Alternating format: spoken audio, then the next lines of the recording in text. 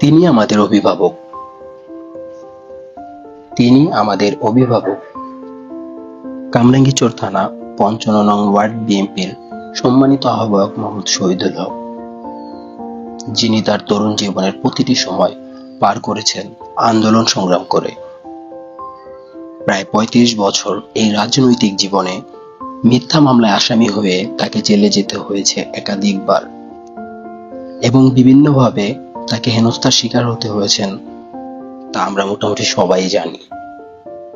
যেমন ৫৬টি মিথ্যা মামলা, ১৭১ দিন কারাবন্দী, ৭ দিন রিমান্ড, প্রায় ১২ থেকে ১৩ বার বিভিন্ন সময় গুরুতর হামলার শিকার হন তিনি। তবুও তিনি হার না মেনে সংগ্রাম করে গেছেন শহীদ প্রেসিডেন্ট জিয়াউর রহমানের আদর্শ মেনে।